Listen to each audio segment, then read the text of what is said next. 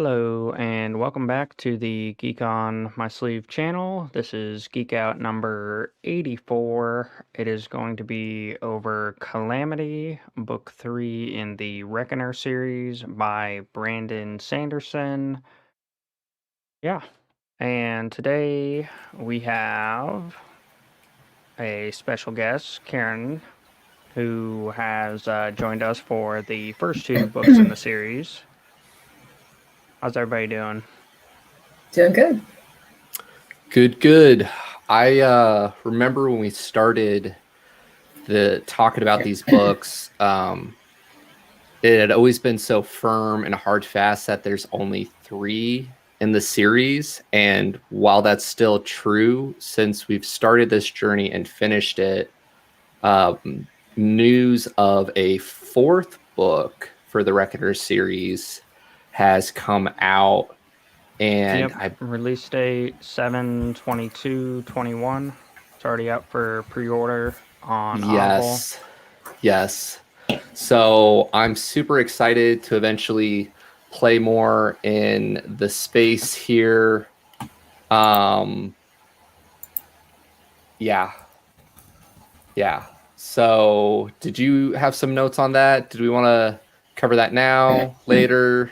Lux. So the hype, the excitement, I should have done more research, but There's not a whole lot out. And True. I mean, just from what I've looked at, it's going to be Audible exclusive. It's written with his friend Stephen Michael Bowles and his audio production company Mainframe. And it is a Texas series, so it's not going to follow the same core group of people. But yeah, I've been holding back. I think they have some of the earlier chapters on his YouTube channel, so I'll have to. I know there's at least check that chapter guy 1. out. Yeah. I want to know what time period it takes place in. Is it like after Calamity, or is it like in the middle somewhere? And this is just what happens in Texas. Yeah, to know. That's a good point, because since we can get into it now that we're in book 3, Prof supposedly does a number on the other Reckoner cells, right? Early on in book 3, I think it was Cody and Abraham tried to reach out to a couple other Reckoner cells that they knew about, and they had trouble getting a hold of them. So is this potentially one of the Reckoner cells they had trouble getting a hold of, and it's going on the same timeline? Or I could see it work in several different ways, because in book 3 here, we end up seeing more of Megan's powers and how she goes to that alternate universe, and their Calamity has a different name. And it showed up, gave him powers, rolled out, where now a lot of it for us, the whole fears is a part of Calamity himself. Which that honestly was probably the second biggest twist that I had throughout it, where it's like, wait, that's Calamity. He's just, essentially a snot-nosed kid. Yeah, it's been forever since my first read through, but that was definitely a big surprise for me, right? Full bit about it was, gosh, I'm drawing a blank on his epic name. But Calamity. Larsener, I mean? Yes, thank you. That Larsener was Calamity, right? Yeah, I never figured that out. Never expected that. Yeah. which is one of the many things I'm constantly talking about with Brandon Sanderson. Like, he manages to work some of those fun pieces in there where if you go back and you look at it, you're like, yeah, okay, like it fits. It's not a complete out of left field, but it's not, I don't know, like just up there in your face where you get bored with the story before it's even over. Oh yeah, he introduces it and then he reveals it later, kind of deal. But yeah, this book sticks with the theme. It's a new city, and we magically have powers to maneuver and make pop-up hideouts in our city. Where book one, we had the tensors, so we could tunnel. And then book Yeah. two, we had the Spyro, so that we could, go through the water. And then coming into book three, we had a crystal grower, which, allowed us to create our own little hideout through the salt, Yes. which, Yes. yeah. I thought Yeah. the whole concept of the city built of salt was interesting. It was just not Yeah. what you'd expect. Yes. And it's constantly moving, right? Yeah, it's Is like it that where Yep. it basically just like keeps growing ahead, and so people just kind of like move through the city or whatever to keep things going. Yeah, Brandon's just super creative in his storytelling. Go ahead, Pete. One thing that I thought they were going to complete, but they didn't really. So in book two, we had the Coma epic who does the fruits and the veggies and kept the city alive because of all the plants. Mm-hmm. I'm sorry, I can't remember his name, but in book three here we have that whole like, I think Prof or Limelight just created a famine because of the epic who could, make stuff grow quicker. And I was like, oh yeah, we totally got one of those.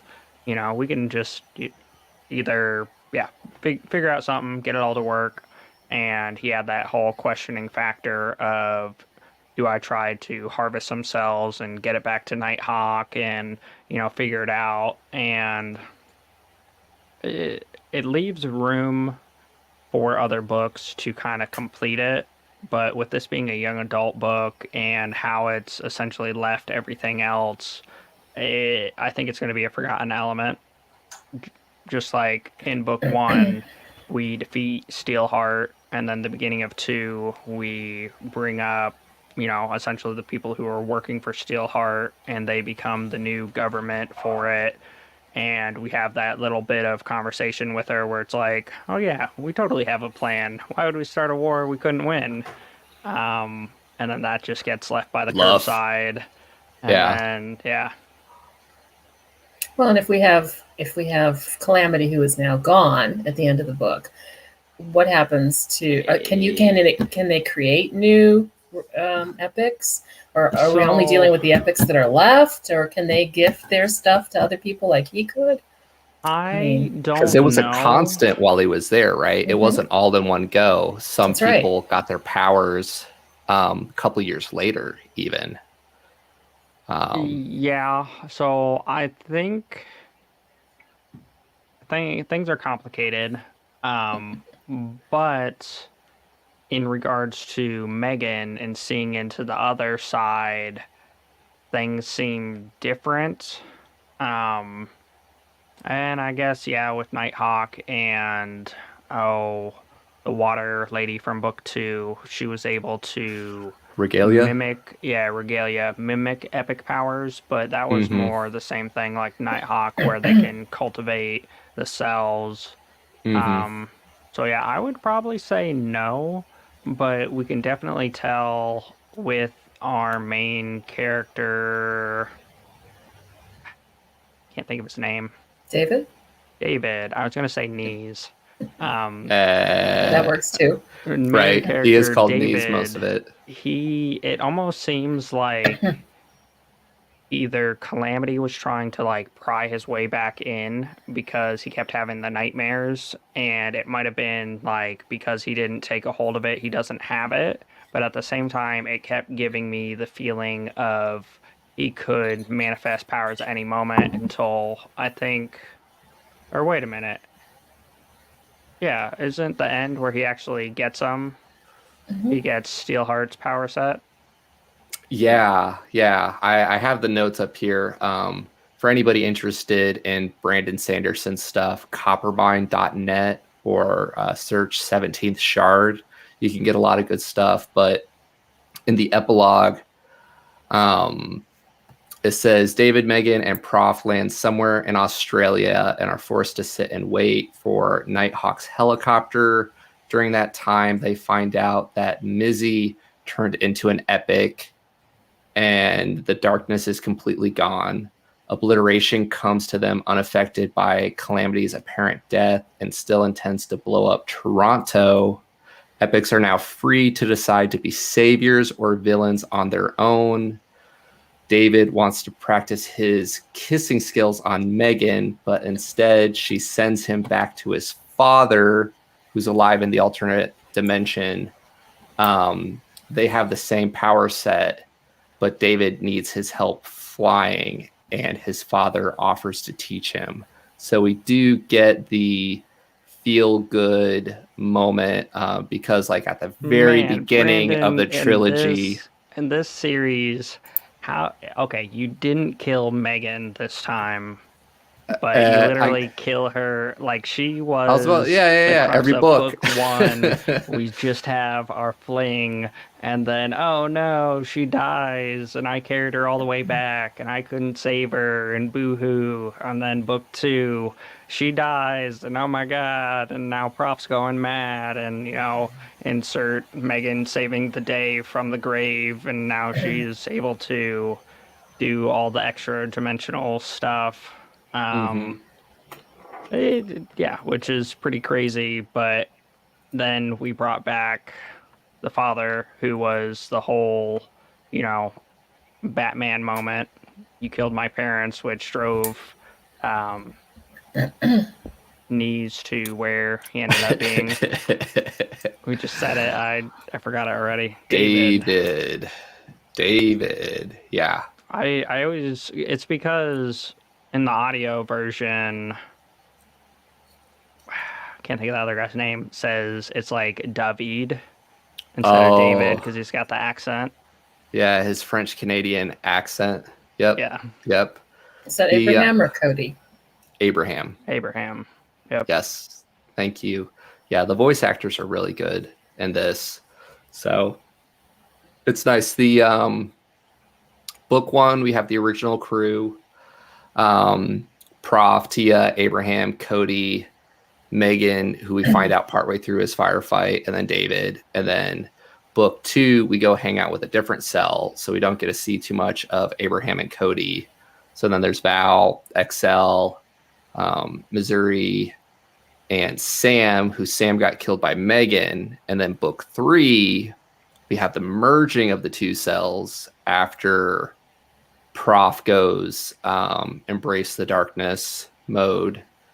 And we have the teams come together, and Megan, who killed Sam, and yeah, just kind of that tension there.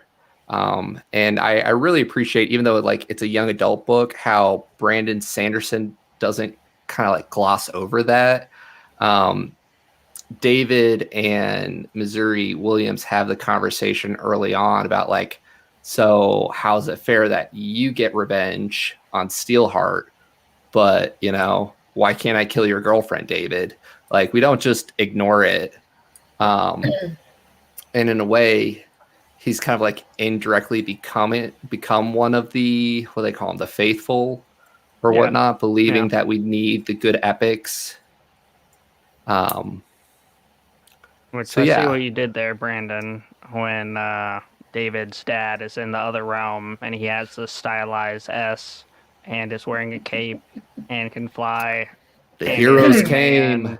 Literally of steel, not the man, but a man. As close as we can get, right? Yep. Yeah. I still haven't figured out how his father ends up being Steelheart in the other dimension, you know. So, I don't know. How did that happen? My guess would be the powers were distributed differently, because part of it is we think Megan has a parallel her who is a girl, but what if it's just another parallel person who has a different power set? I thought everybody Firefight was else her. has a 1-for-1. They keep telling us that it is the opposite, but that's what she was looking for because David's dad is David's dad, as well as, you know, what could have been Prof's daughter is still Prof's daughter. I can understand if the father got the power set instead of the guy who did become Steelheart, and because they also, oh, when Megan shows up at the end, they're like, "How'd you get here?" And it's like, "Oh, I went to the other universe and I pulled their obliteration. Yeah, he's a tool also, or whatever." And she just like pops up there. So everybody else is pretty 1-for-1. Where for Prof's daughter to get the power set, Prof had to have it, kind of deal, like genetically handing it down. I don't know. I feel like this is just some random dude who got pulled out of his bed in the middle of the night, but I could be wrong. I forget. Did we find out what happened to Prof in the other dimension? Did he pass away, or I just remember his daughter. The only thing that was, or yeah, Tabby. maybe because Tabby was all like, "Why are you here? You know, how is this possible?" Et cetera, as she's duking it out with Prof, yeah. Prof. And then it was kind of the same thing with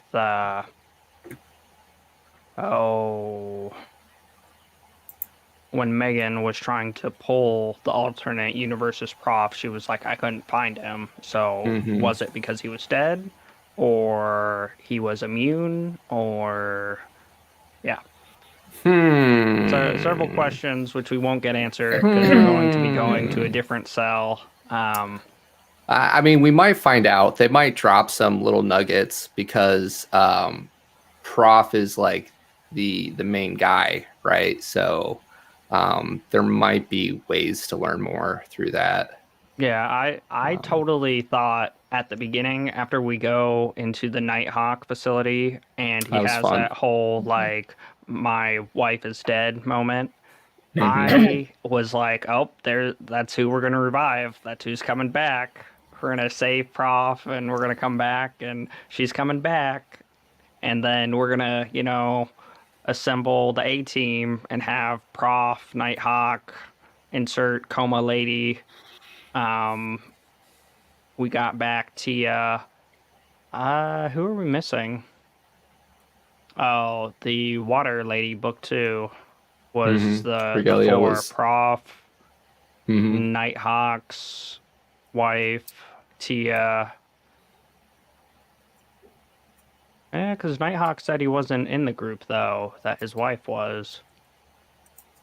Or maybe it was that he wasn't also a epic. Nighthawk wasn't an epic.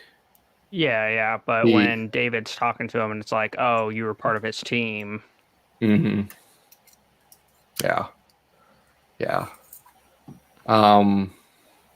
I'd really love to see more in the universe afterwards. Like, even like, please do a spin-off series of seeing like Firefight and his crew and David's dad, you know, the actual hero versus villains bit. Like, that'd be a lot of fun to play in that space.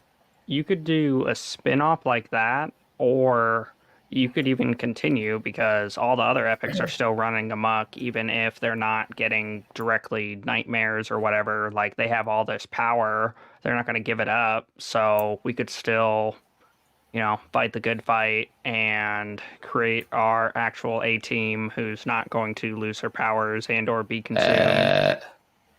Well, it could all take place in an alternate universe, too. I mean, this is true. That would be easy to do. This is true. Have that established. I was about to say, we've already laid the groundwork for it. So, yes, please. Yes, please. Yeah. This book was really interesting, just seeing the development of David from going from complete new guy to leading the team. To leading the team, right? Still not allowed to drive. But now he can fly, so I guess it's okay. Right. What'd you guys think of Tia's rescue and just like that plan, how they pretty much had to jump on her plan on short notice, and just like everything that went down there, like just so much happened in that scene. I want to know how she programmed the animation. It's probably just a personal thing, but when starts with an M. Anyway, when they started showing with the projector the little animations, like, oh wait, there's animations and everything. How'd you do that? Animation. Oh, for her plan or whatever with for Tia. the heist, for the plan. There was she worked at NASA. Like, of course she could do some animations. Of everything. That's where you're going. Not about the crazy plan. Not about Megan pulling cupcakes into another dimension. I did it. I think it. Getting to see all the different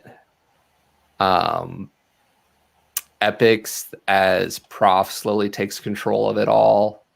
The power struggle there between Tia and David. Like, I was surprised that went his way when Tia was trying to pull rank on them. And I was sure the first time that like Abraham and Cody would have been like, well,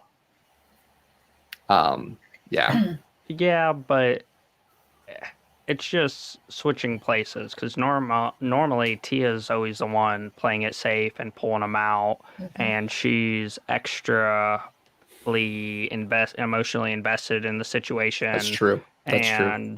Oh, you just said his name. Potato? Starts with an A. Abraham is always even keel, so. Yeah. Yeah. I thought that was interesting, just a little about his history when David asked him, why aren't you leading the whole team? And he was talking about being in the Canadian Special Forces and... being, almost court-martialed? Yeah. Forget the verbiage. I forget the details. Remind me more about Abraham's history. So he was in Canadian Special Forces. His group went into some battle or something, or everybody got wiped out except him because he was quarantined or was locked up because he was locked up because he was supposed to be court-martialed. So we never really heard what he did, but we just heard that he wasn't always, I guess, following rules at the time either. So this is kind of his redemption path. Okay. Yeah, cool. he pretty much told David that, you are still young and you don't know the way of the world. Yeah.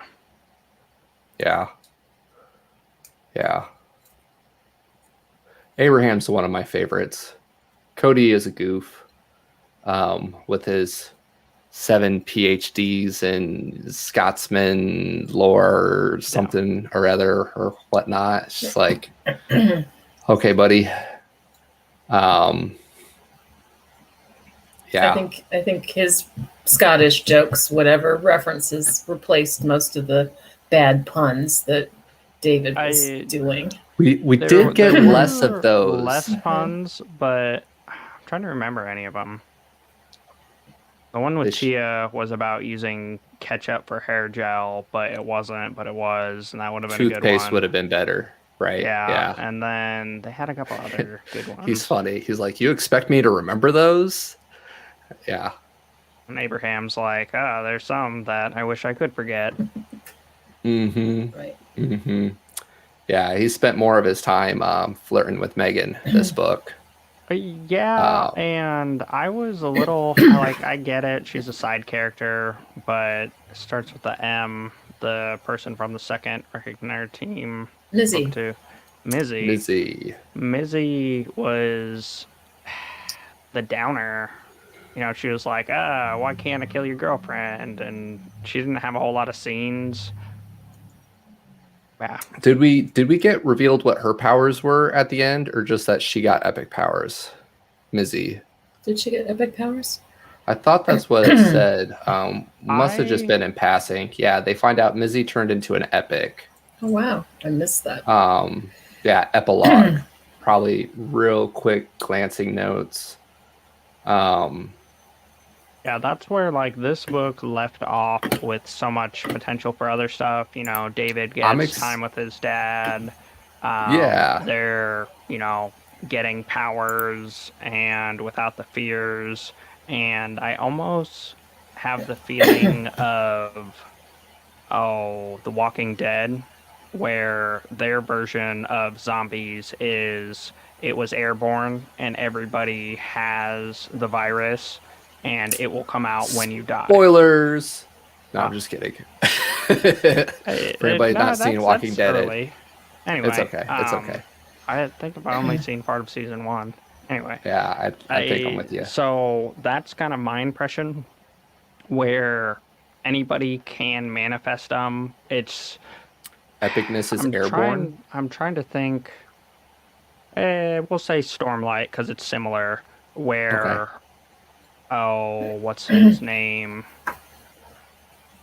Moash. Moash's parent. I can say this. Moash's parents were part of a cult, and the theory or the idea was not Moash. You're thinking of Teft. Teft. If you put yourself in mortal danger, that you will manifest powers. So, similar idea where they had, David, you know, faced his fears or had the fear of the water that really sunk in, and he manifested his powers. And then with all the madness and the crazy stuff, I was a little disappointed with the fight at the end with David and Shrinky Dink Lady. Yeah, where she sneezes and explodes herself because she expanded too quickly, like that. Yeah. But then we did get Abraham's epic fight versus Prof with the, it's the stuff in thermometers. Mercury. There we go. Thank you. That would have to be a hard fight. Just like all these guys like fighting beside each other for so long and then going up against them. Yeah. And then to find out that Prof's true fear was fear of failure, not his actual powers. That would be a freaking hard weakness to overcome. Like, especially for somebody like Prof, right? Yeah, and then I can't remember any of his names other than Calamity. Then Calamity was like, hey, so yeah, good thing you're about to stop me. Just kidding, here I am. And then for Obliteration to be like, oh, hey, yeah, so I knew you were going to win. Good job. You're getting too good at this. You know all the secrets. I don't need you to sacrifice yourself.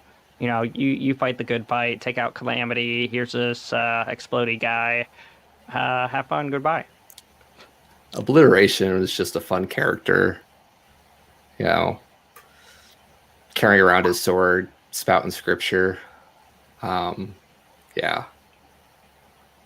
I remember at the end, convinced he's still going to go kill everybody off anyway, so it doesn't matter. So, right. I guess in that regards, so you were asking if people are going to continue to get epic powers, and I knew they took the cells, did a culture, and can recreate the powers, but when it happened to Obliteration, Book 2, he got souped up or leveled up, where the recharge on his teleportation power, the cooldown was reduced, as well as other things were heightened. So I don't know if that was Wonder Twins activate, or if that was, coming closer to death, builds back stronger. my memory might be off, but I thought that was part of Regalia's deal making with Calamity. Yeah, but what did she do? I don't think it was her. I think it was her getting Calamity to boost them. Right. Yeah. So she got something out of the deal, but she was in talks with Calamity, aka Larsener. And he's convinced that people are just evil and, just scum or whatever, right? Yeah, so but that comes from his origin being an alien and the sensory input. See, and again, that's where I think Brandon Sanderson's just so amazing at this, because like some of the little things where he's like talking about humans as if they're a different species early on, like it's pretty much coming out and saying it, but David it could be misinterpreted easily, right? With the epics right. thinking they're not. Yeah, David just interprets it as like, man, I know that some of the epics act like they're different, but and here's a bit of history and lore about how the government handled this. But yeah, he's literally like distinguishing himself as a different species. Yeah, lazy guy that can make giant beanbags appear out of nowhere. So get epic powers, and that's how he chooses to spend his time. Well, I was just waiting for one of those like Men in Black moments where he just like unzips his skin into space dust and zooms off. But yeah, we did get that. We did get the same closure as with book 2 when Obliteration was like, "That's awesome. I love what you said," and just poofed. I wasn't sure if it was like, "I can die in peace now. I'm going to self-destruct," or if it was more of a, "I'm just going to go play over here. I got home and they said, your job's not done. Go back," or, whatever. But he's not dead. He's gone. I can accept that he's gone, but yeah, he's not dead. So now we could get him to go to a different planet and to do the same thing, and now we have giant superpower epic battle space wars. Just kidding. Not really. Help me out, Brandon. Yeah. Yeah. Well, it sounds like Calamity was just one of a group of people who were assigned to go to different planets and gift people with these powers. Do we ever get the idea of what the purpose of that was from that alien I thought it was race, harvesting resources, but I might have inserted that with wishful thinking, because he pretty much said I was supposed to come here, I'm not allowed to interfere, and I was supposed to report back when all of you were dead because you're going to kill yourselves. And I took that as, go deal with all this cannon fodder and let us know when we can collect our resources. I didn't remember that coming out, just the fact that he was an agent of a larger group that was supposed to go to these places and gift these powers out. Yeah. And we get to see in the other dimension, like their quote unquote Calamity, though they had a different name for it, came and went, and people had their powers and moved on. But I feel like either A, whoever went there was like on its path and making multiple stops, or B, it had to do with the upbringing, so to speak. Like if Calamity was so young that he lived with us for 10 years and all of his fears deal with the sensory input, and because he was overwhelmed with that, maybe if he didn't, put on his meat sack body, he stayed, space dust, he would have been fine. Or maybe the alternate universe, Calamity, not Calamity, ended up being older, more mature, able to, do stuff and divide and conquer, so to speak. Yeah, good point. Throw a couple powers here, throw a couple powers there, check Yeah. back, see if this has matured. Nope, they're still alive. All right, throw a rock at it. Dinosaurs all So over again. we got to see some of like the traditional superhero powers like Steelheart, and even Firefight. Like reminds me of I want to say it's like an X-Men or something. You know, flying around in Yeah, flames. never Human mind. Torch. Human Torch. Thank you, Or Karen. wait, You're isn't on that point with names. Fantastic Four? The Fantastic Yeah, Four. Okay. yeah. There we I go. was thinking the blue guy who has all the tattoos who could teleport. Nighthawk, Is it? maybe. Anyway, sorry. Continue. But were there any like really fun power sets that you guys found that were unique or cool in the Reckoner series? I know Prof has a pretty fun power set where like he has the force fields and the healing and the ability to drill stuff. There was just a wasn't handful any that were like, I don't think I saw elsewhere. As like even the lady who could shrink stuff, Yeah. it was kind of like Ant-Man, except for I don't think Ant-Man figures it out till later, where he can Honey I Shrunk the Kids on them. What else did we have? Oh, never mind. That was a Family Guy episode where Meg gets powers and she like grows and shrinks her fingernails for while we're in the Nighthawk Foundry, and that's the one. I can't remember his name. Starts with an A. Anyway, he picks up. Abraham. Yeah, Abraham. One of them is like barks like a dog, and the other one is grows fingernails faster. mhm. And the real important one's in the potato salad in the refrigerator. Yep, I got a kick out of that. Yeah. So they have a handful listed. Drop Dead could create decoys with the same consciousness and powers. I just took that as shadow see. clones, but I guess That's not true. really. That's true.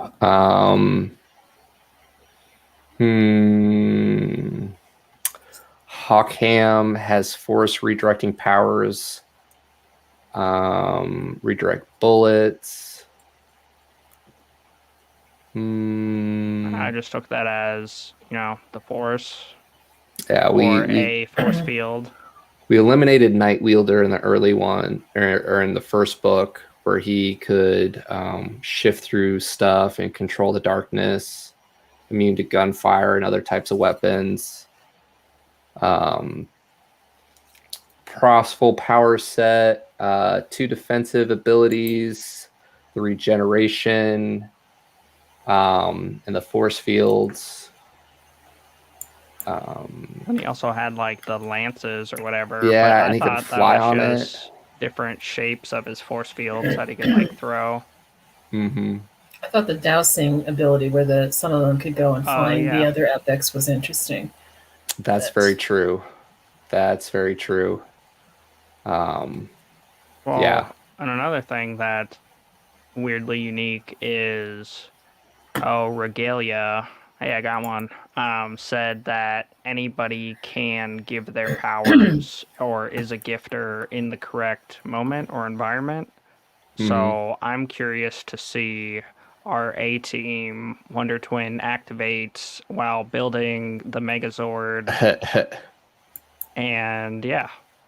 So if Megan can do 15 minutes at full power and other people can use it at full power but don't have the negative side effects, and with our Captain Planet powers combined. Anyway, have you gotten your DBZ reference in yet? I haven't found a good one other than, I guess, with Obliteration when he goes Super Saiyan, but that was book 2. Yeah. And he gets powered up. Fair enough. So Karen, we've been talking to you about how much we've enjoyed Brandon Sanderson, and now that you've gotten through a full quote unquote series of his. Granted, it was young adult. And his Thoughts early works. and his early works. Thoughts, impressions. Have we overhyped him too much? No, I think he's good. I'm wanting to know what's the next series with him. I should start. It's going to get me in there. That's a tough one because some of our favorites are pretty beefy boys, where it's like 2 days of listening at 1x speed. But yeah, Pete, you always have opinions about this when it comes to reading order. I know you are a Lord of the Rings and Harry Potter diehard. I would say please come play with us in the Stormlight Archives, but it is definitely a chunky series. And what did he say? 16 in the series is his plan. We're at 10. 10. Okay. I think it's 10. Yeah. And we're going to get a nice fat time hop in between. So there's no rush. We're only at 4. And even though he is a powerhouse of a publisher or writer in publishing, I think that is one you'll thoroughly enjoy. But you're not going to recommend Mistborn? I was going to say Mistborn is it's a little bit easier. What a twist.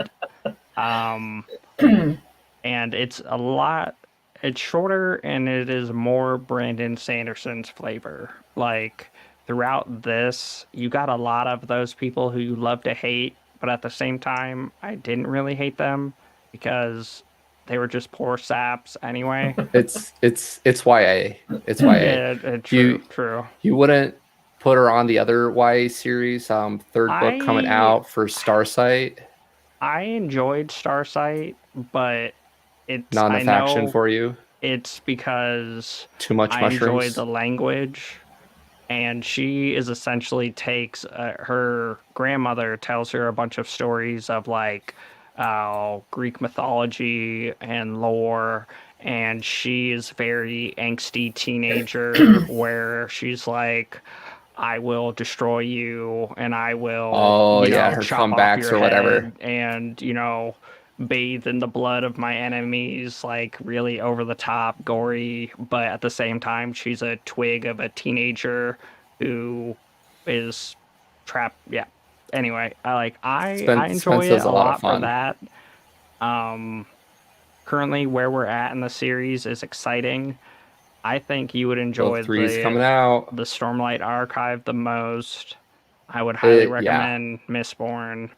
And he's basically just saying commit to all of them, Karen. There's no one to go. The more he talks about it, it took me this long to get him to do the Reckoners. And I still am trying to get him to do... I think where she should go is... I'm going to butcher it now. Let me pull it up so I don't do it. His standalone book of oh man, I just had it in front of me.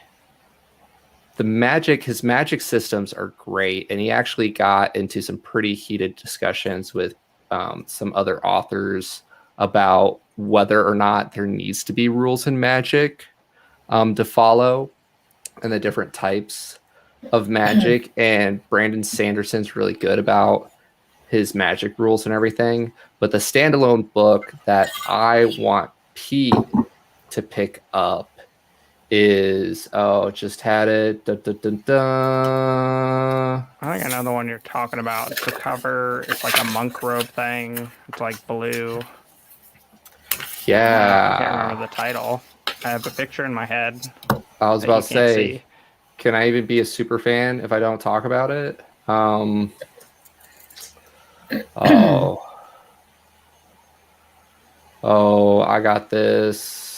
got this. His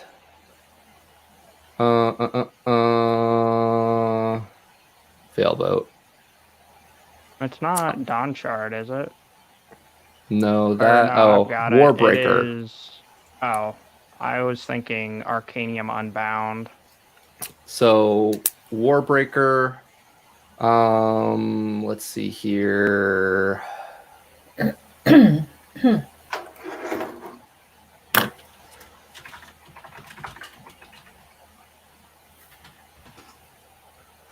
But yeah, if you're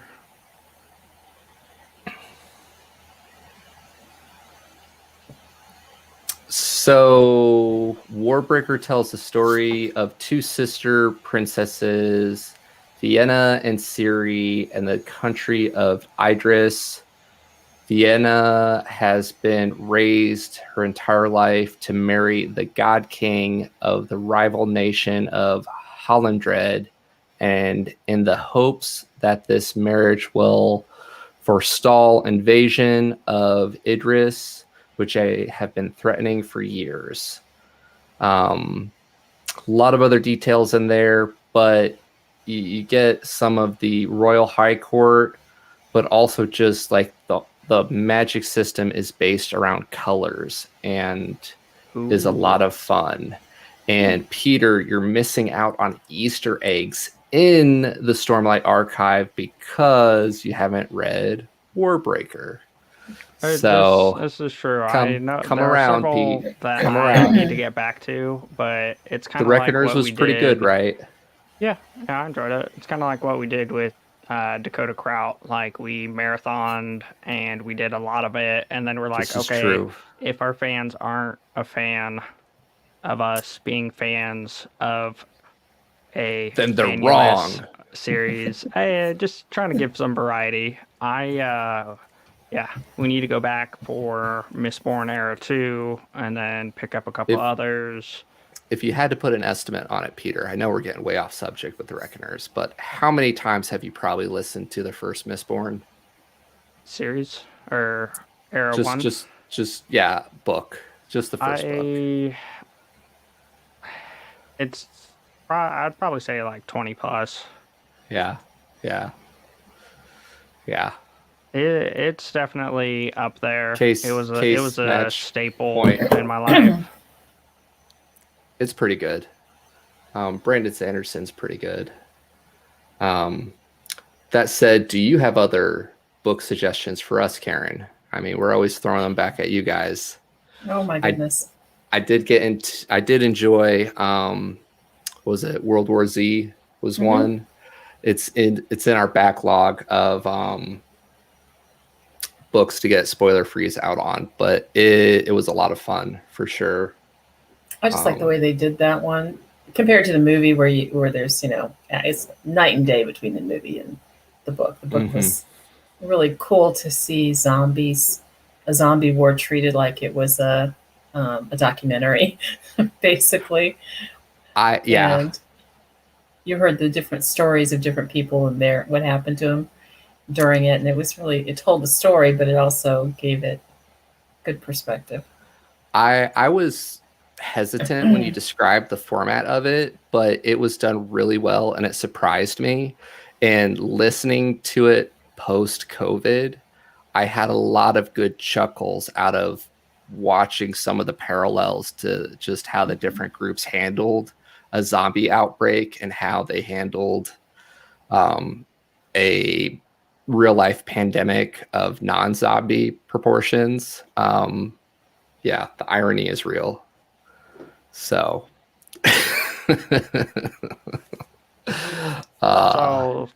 sidestep just because you said it, and I little further sidestep. Go ahead. The irony is unreal. I am quite dyslexic, and reading is not my forte. And now I read, quote unquote, books all the time. Yeah. You just download it into your brain in audio format and all its goodness.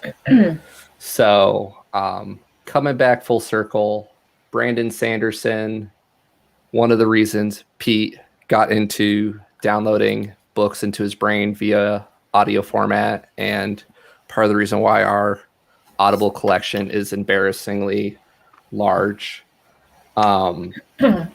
But yeah, for me, the Reckoner series is one of those series that I constantly gift out to young adults, and even as a non-young adult, even though I like to think I'm pretty young for an adult.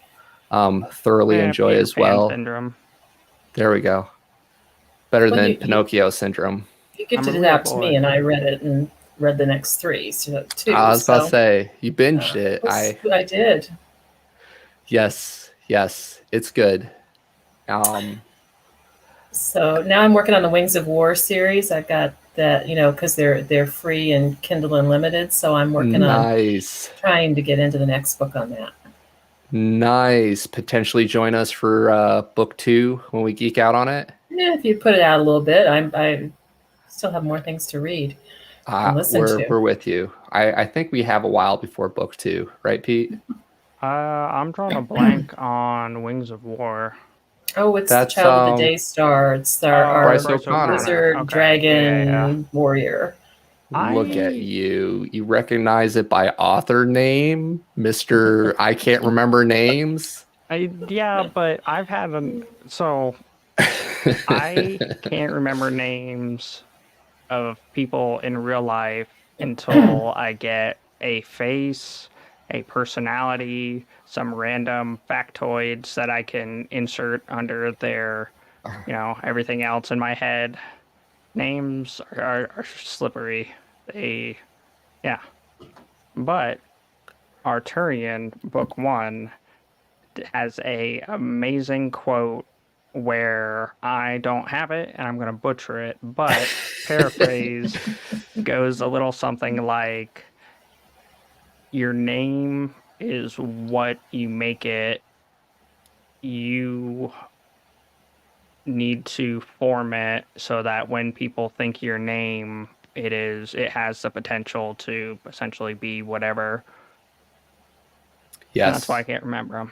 It's all about potential, and I'm stuck in the real world. Remembering their potential. But Bryce O'Connor, we dealt with him with Luke Chimolenko, right? Yep. Yeah, They have 2 and series together. And so it's Iron Prince and Mark of Kings.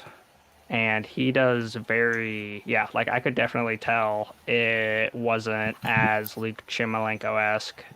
So It's also one of it. his earlier series, and a lot of fun. But book gotta 2, be able to tell who's the influence on what aspects. The Warring Sun, we currently have scheduled for the 22nd. So you got 2 to 3 weeks, Karen. 3 What was weeks. The Warring Sun, the 22nd. Of July? Yes. Oh my goodness. I don't know if I can do that. It's all good. It's all good. Hey, Carlos, welcome back. Probably threw you off with I goofed on the scheduling and we adjusted our timing from Wednesday to Thursday, but glad to see you here. Yeah, thanks for stopping by. I'll take the heat for switching the days on us. Kind of wrapping up into final thoughts on the book and series for Calamity as we're getting close to that 1 hour marker. You glad I finally guilted you into picking it up, Pete? Yeah, I thoroughly enjoyed the series. You can tell it's some of his earlier works.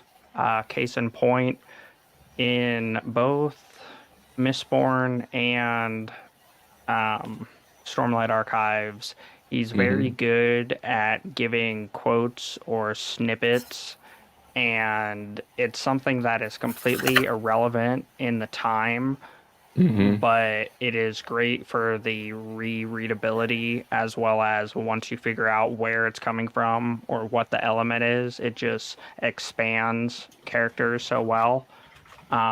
He also is very good with his love to hate people, and I didn't really get that feeling. Maybe it's because I've read enough of Brandon Sanderson's work.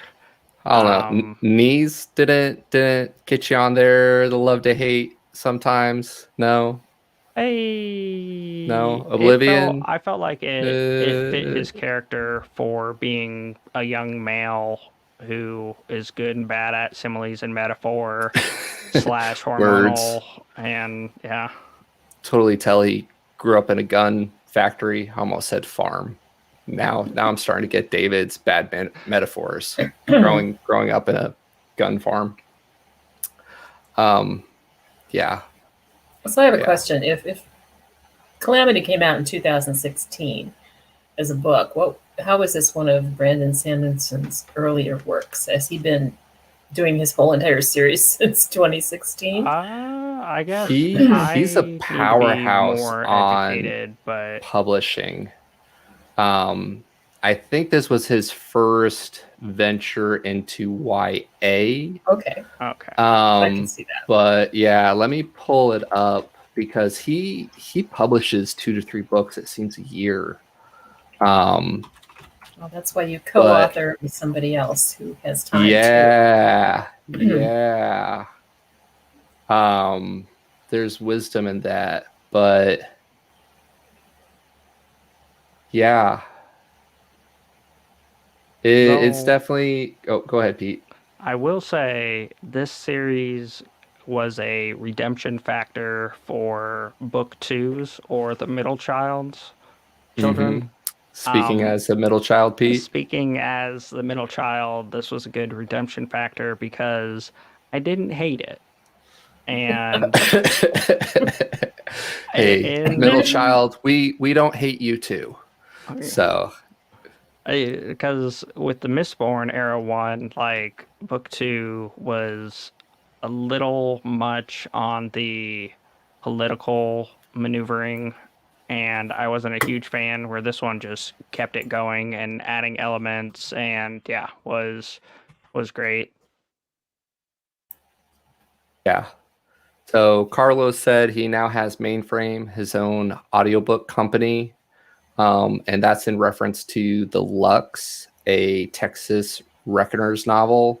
Real quick chiming in, I don't know how it already has 5 stars on the rating scale for not dropping yet. He does alpha and beta readers. That's true. That's true. So quick synopsis of Lux, a Texas Reckoners novel. A new team of Reckoners must infiltrate the flying city of Lux to take down the epic life force in this audio exclusive novel from Brandon Sanderson. When the great red star Calamity appeared in the sky, some believed the end had come. They were right. Calamity created the epics, humans with incredible powers they didn't deserve. They could have saved mankind. They could have lifted us into harmony and prosperity. Instead, they burned, they slaughtered, they conquered, and then they ruled. Jax has learned all of this the hard way. Orphaned at an early age, he spent most of his childhood training to be a reckoner, determined to find the epic's weaknesses, unlock their secrets, and protect those who are still left. But now the mysterious high epic life force has arrived with his flying city Lux to plunder what's left of Texas. So Jax and his ragtag team, the few who remain of the once mighty Texas Reckoners, must take their battle to this floating fortress of riches and defeat the Invincibles to avenge what has been lost and rise anew. And as Carlos pointed out, that's with the Mainframe audiobook publishing group. So yeah, super pumped, super excited to hear that. Yes. So, sidestep. I must be missing some like Greek mythology or something in reference to Lux, because there are several characters who are named Lux and who have light-based powers. Yeah, just comment. Everybody knows it, and I feel like I'm missing something. Fair enough. Fair enough. Yeah. Other final thoughts on the Reckoners? There is so much potential for more books in the vein of our main cast. there is potential for origin stories through our alternate universe, and I would love a tie-in where we're going through when we're in the middle of the heist and I can't remember her name, Prop's daughter just up and poofs out of here, or all the times, firefight is, catching kids from burning buildings who are jumping out and he gets poofed into the other world, but, someone else saves them. As well as I'm excited for the new reboot of the Reckoner series from a different perspective, much like he did in his Mistborn series, where he had Era 1, Era 2. That was more of a time hop development, but I don't know if this one is. I feel like this is kind of a sequential because, let's be honest, the world's a big place. So we could all be in the same timeline, or we could develop and do stuff in a different timeline. Yeah. Yep. I like it. I like it a lot. Definitely a good series. Well worth it. You'd recommend it to others? Absolutely. It's one I've said, gifted out a lot. Go ahead, Pete. Luzon, as in light. Yeah. Okay. Luxon. Okay, you click it. No, you got it. Oh, there's a double tap. Yeah, Luxon is light in Latin. So now we know. Thank you, Carlos. Cool. What we got coming up, Pete? Buttons.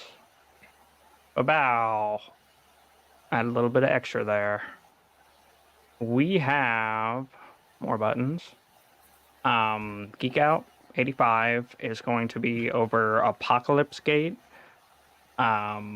This is the author's cut that we picked up, and it is by Daniel Schnischenhofen.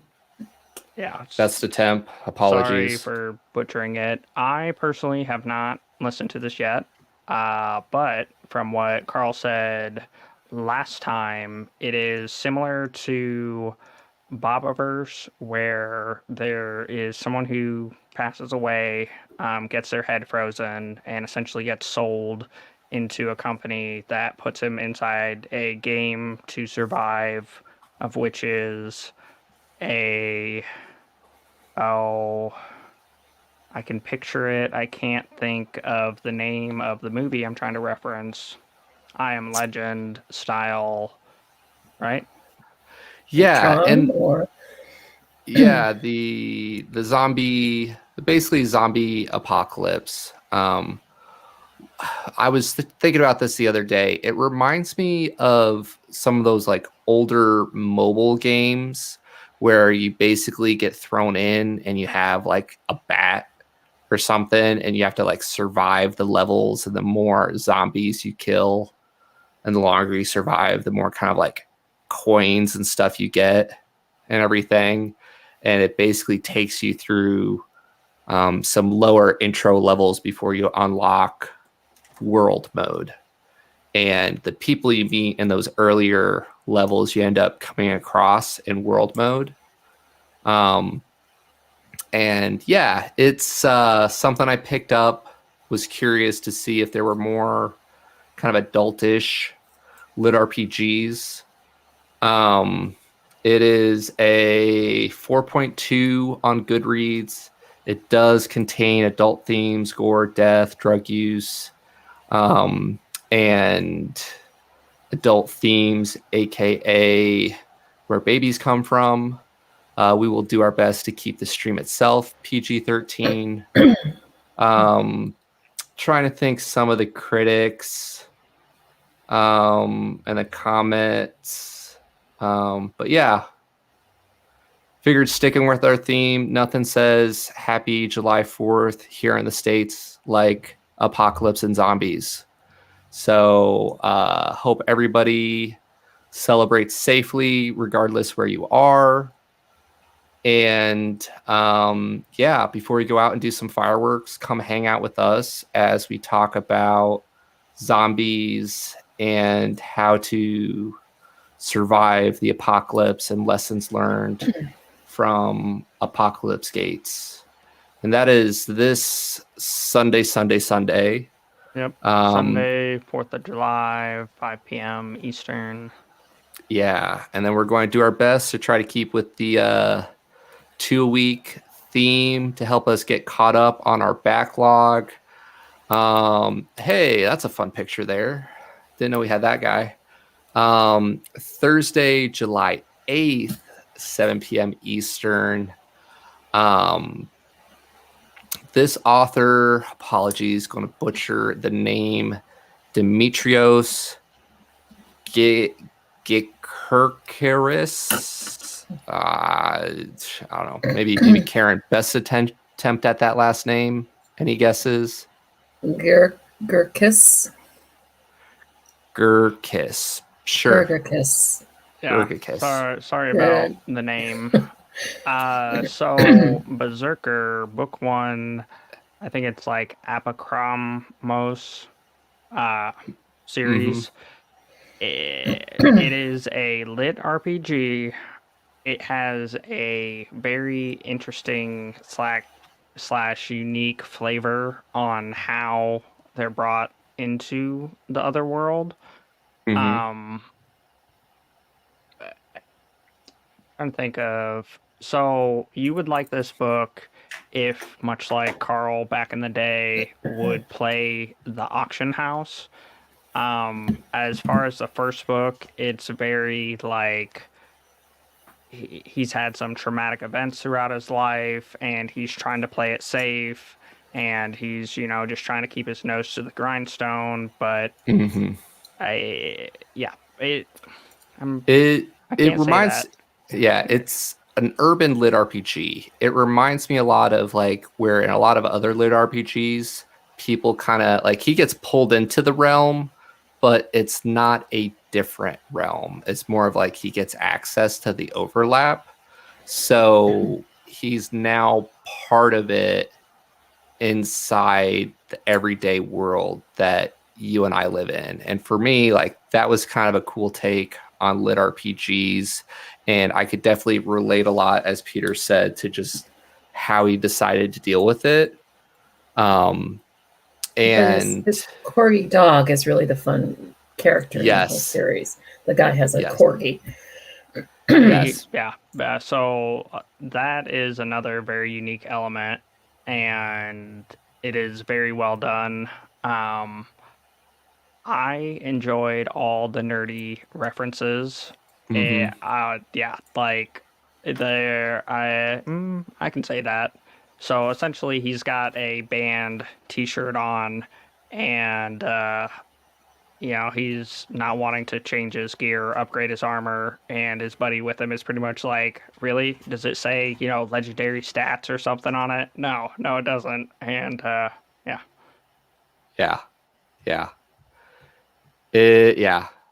lot of fun. Going to geek out on that one next Thursday. Yep. And have a lot of fun with that guy. Thank you, everybody who hung out with us this Thursday. Thanks again, Karen, for joining us and reading the Reckoner series with us. It's been fun. And am I missing anything, Pete? Nope. Going to stick with the 2. We have, if you're looking for our schedule, our YouTube channel is probably the best bet because it has all the live events scheduled out. Check our dates.